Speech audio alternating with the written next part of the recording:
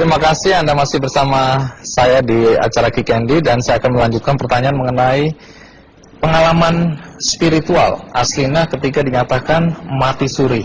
Nah, tadi disebutkan oleh paman Anda, Pak Rustam, bahwa Anda mengatakan, Pak, mati itu sakit. Apa yang Anda rasakan waktu itu?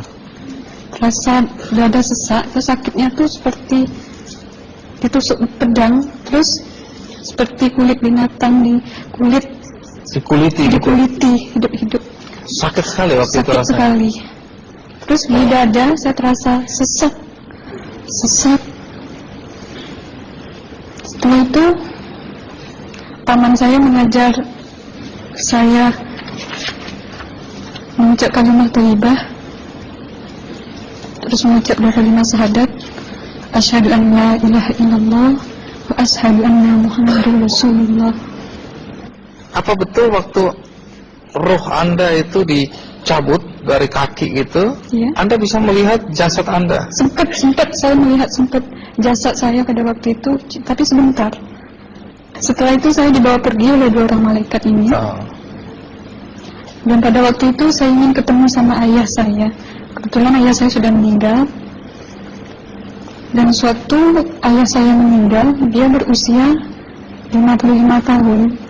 Setelah saya ketemu di sana, dia tuh berusia muda. Kok muda? Berusia 17 sampai 20 saya perkira. Anda sempat ngobrol dengan ayah? Sempat. Apa yang Anda sampaikan? Waktu itu ayah nangis. Ayah saya bilang, kenapa kamu kesini nak? Pulanglah, di rumah tidak ada orang.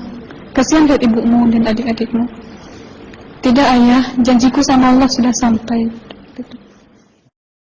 Dan pada waktu itu ayah saya menangis.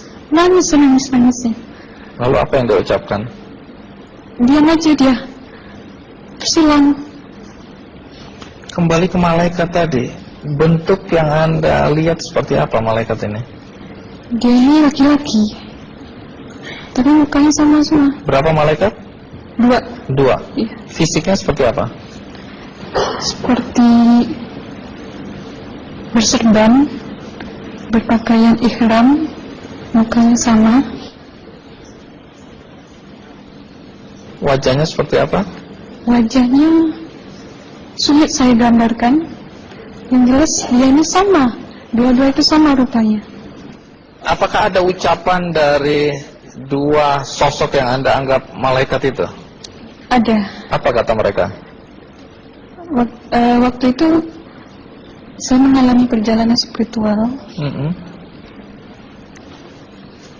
Saya disoal oleh malaikat itu dengan sebutan ma ayyutuka, siapa Tuhanmu, katanya. Waktu itu roh saya menjawab, Tuhanku adalah Allah. Siapa pemimpinmu? Pemimpinku adalah Nabi Muhammad sallallahu alaihi wasallam. Mana kiblatmu? Kiblatku adalah Ka'bah. Siapa kedua orang tuamu? Siapa saudara maramu? Terus saya diperjalankan. Setelah itu kedua orang malaikat ini memimpin tangan saya, tangan kiri saya, membawa saya ke satu tempat, menduduki saya di sebuah kursi. Pada waktu itu kursinya tuh empuk, mungkin 8 busanya ya, cantik. Terus di sana saya duduk. Di sebelah kanan saya ada tiba-tiba berwujud seorang perempuan. Dia mengaku Amal. Kamu siapa? Kata saya. Aku adalah Amal semasa kamu hidup di atas dunia. Dan selama kamu di sini, saya akan menemanimu sampai yaumul akhir, itu katanya. Dan pada waktu itu saya melihat perempuan-perempuan solehah berpakaian muslimah, berkerudung, mencium pipi kanan, pipi kiri. Mungkin salam perkenalan pertama waktu menduduki di situ. Setelah itu saya dihijrahkan lagi, dibawa oleh 2 orang malaikat ini lagi, melihat dosa-dosa besar ya. Di sana saya diperlihatkan ada seorang laki-laki memikul besi di bahunya. Saya perkirakan besi itu mungkin beratnya tuh berton kali ya, Berat sekali ya. berat sekali. Terus dia berjalan nggak sampai-sampai ke tujuannya, berlumuran darah nanah, baunya na'udzubillah misalnya. Bajunya tuh sobek-sobek. Waktu itu roh saya disaksikan oleh Amal. Saya tanya kepada Amal, roh tanya sama Amal, wahai Amalku, dosa apakah yang manusia ini lakukan sewaktu ia hidup di atas dunia? Amal menjawab pada waktu itu, sewaktu manusia ini di atas dunia, dia ini adalah menyantet orang, meneluh orang, sehingga dia berjalan nggak